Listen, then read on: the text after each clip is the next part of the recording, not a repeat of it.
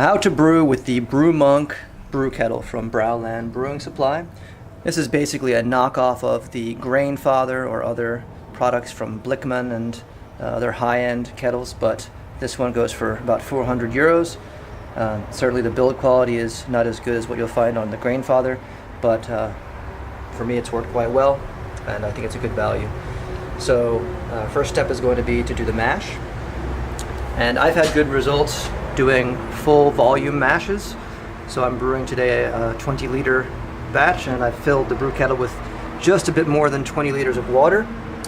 The Brew in fact comes with this bazooka filter, and if you want to use that you'll have to attach it before filling it naturally, but I found that this just gets clogged, especially when brewing hoppy beers, and so I prefer just to let the just to drain everything into the fermenter and then filter out when I siphon. So I have my water, and I'll come down here to the display panel. Now we're going to come down to the control panel. First we'll flip it on.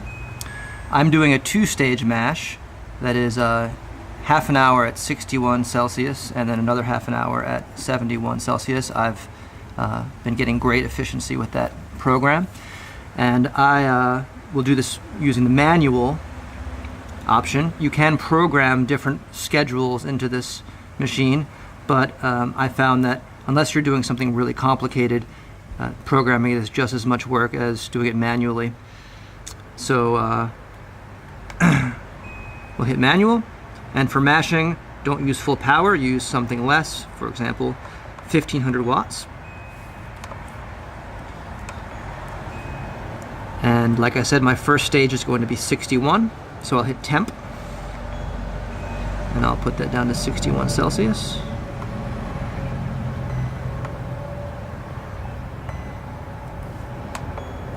And then timer, we'll set that for half an hour. Oh.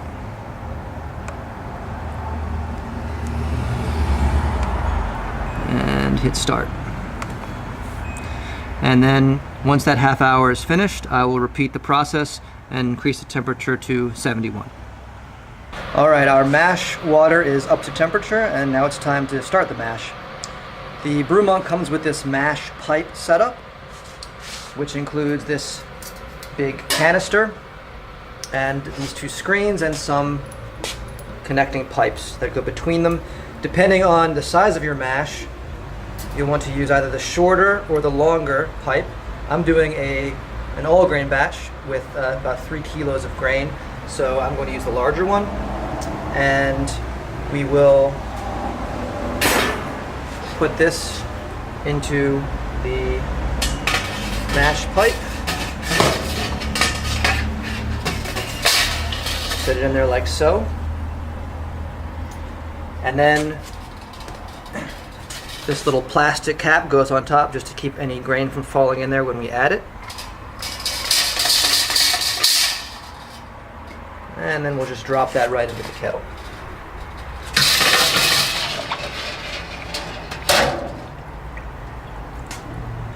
Now it's time to add the malt. And when I was a beginning brewer, I stressed a lot about constructing grain bills, and I made a lot of beers with 8 different ingredients. And as I've gained more experience, I've come to realize that simpler is better. So today I'm brewing a pale ale, and I have here just some 2 kilos of 2-row malt, half a kilo of rye, and here are some rolled oats from the supermarket that I've toasted in the oven. And that's really all you need. So we're going to pour these into the brew and stir to make sure that there are no clumps. We'll start with the 2-row.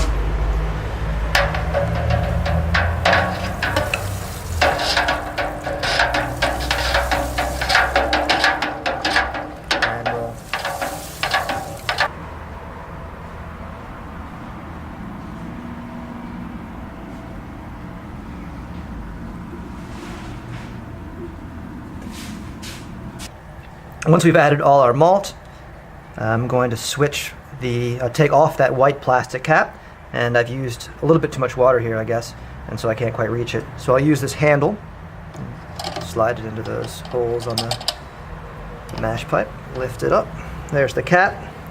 We'll take that off. And then we're going to set this other screen on top. That's going to go on top of there.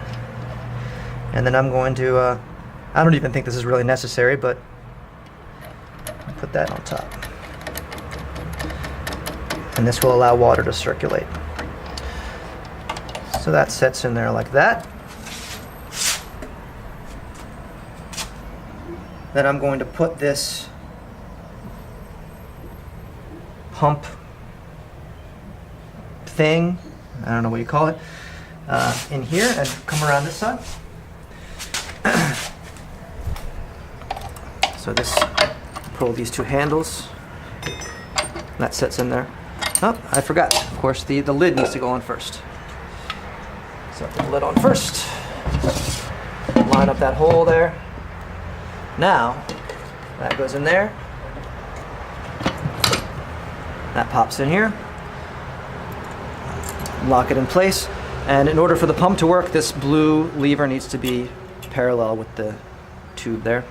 And then we're going to flip the pump on, and hopefully this will work. Sometimes the pipe is clogged, but not this time. And you can see through the lid there that water is now circulating through the kettle. If your pump is clogged, which happens to me quite a lot, the only thing I've found to solve this problem is to turn this, here, come shoot this hose here, this pipe. When this pump mechanism gets clogged, which happens to me quite often, I'll turn this around and then just blow air into the end of that pipe. And sometimes it takes a little while, but eventually it will unclog. And so yeah, now we're mashing. After half an hour, I will increase the temperature to 71. After another half hour, we'll be ready to start our boil. Okay, the mash is now finished. So first I'm going to turn the pump off. And then we'll unhook that. And I'll take the lid off.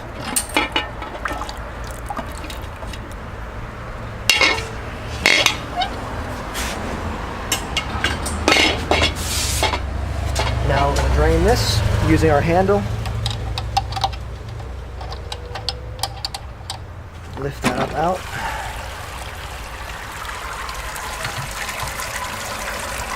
And then I'm going to turn it maybe 15 degrees so that these little feet rest on the railing. And we'll let that drain.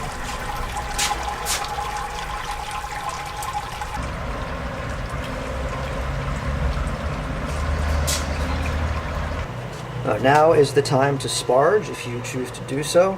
I'm sure there are more sophisticated ways, but what I do is just get some water boiled in my kettle here a bit before the end of the mash. That way it has time to cool down. And then once this is drained, just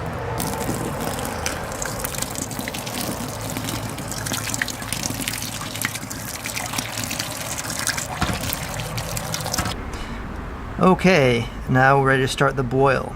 And this is just the same as mashing. The only thing is to remember to increase the wattage. So now we do want 2,500. And then as before, but this time to 100.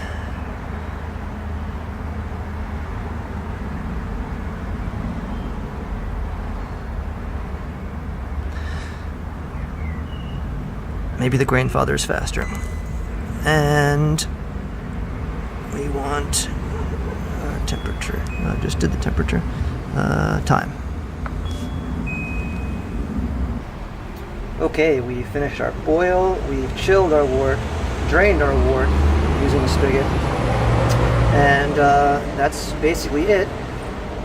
After draining the kettle, I'll pour about 10 liters of water into there. And depending on how much hops you've used or how long it's been since you've given the kettle a good cleaning, You can add some brew cleanser to this, or I've even used a little bit of detergent, very little bit, and you can put it on low heat, maybe 55 centigrade, and of course keeping the wattage down just like with mashing, and put the pump neck back on but pointing into the kettle, and then circulate some of the cleanser or soapy water through, and do the rest by hand. And there you have it, how to brew with the Brew Monk.